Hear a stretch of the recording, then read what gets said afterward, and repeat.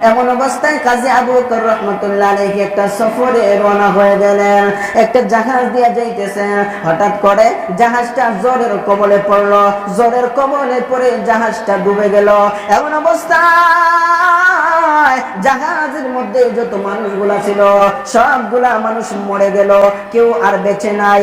এই অবস্থায় কাজী আবু বকর রহমতুল্লাহ আলাইহি অজ্ঞান অবস্থায় সমুদ্র দিয়া পানিতে ভাসতে ভাসতে একটা দ্বীপের কাছে চলে গেলেন। হঠাৎ করে যখন জ্ঞান ফিরে আসলো, উপরের দিকে তাকাইয়া আসমান দেখতে পান। সঙ্গে সঙ্গে বলেন আলহামদুলিল্লাহ। এই সমুদ্রের পার থেকে উঠলেন, উঠিয়ে যখন বসে গেলেন, এমনি চতুর্পাশে তাকায় দেখেন সমুদ্রের দ্বীপের পারে তাকায় দেখেন একটা গ্রাম দেখা যায়। ওই গ্রামের মধ্যে দেখা যায় একটা মসজিদ দেখা যায়।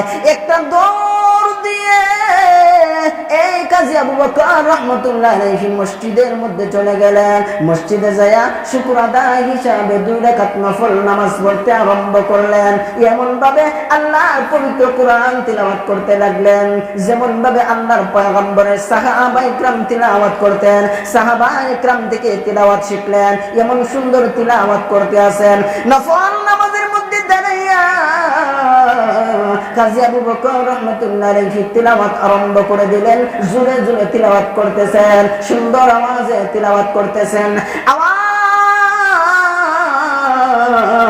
চতুর্দিকে ছড়ায় গেল। এলাকার লোক সকল বলে কোথা থেকে তো সুন্দর কোরআন তিলাওয়াতের আওয়াজ আসে।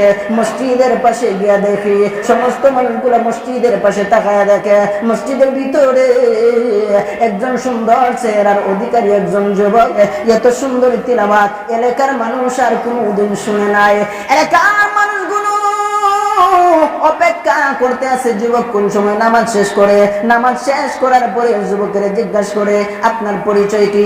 বলে আমার পরিচয় হলো এই এই এই ঘটনা ঘটেছে, আমি এখন আপনাদের এই মসজিদে এসে হাজির হয়েছি।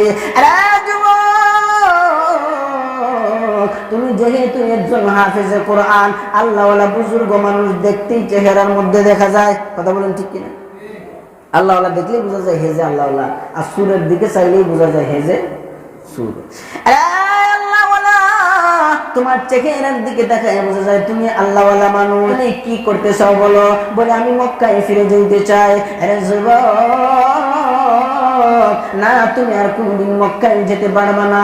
আল্লাহর পয়গম্বর মক্কা থেকে হিজরত করে মদিনায় চলে গেছে। মক্কা প্রয়োজনে আসছেন, নয়তো আসেন না। আরে যুবক, তুমি আমাদের এখানে যেহেতু আসছো, আল্লাহই তোমাকে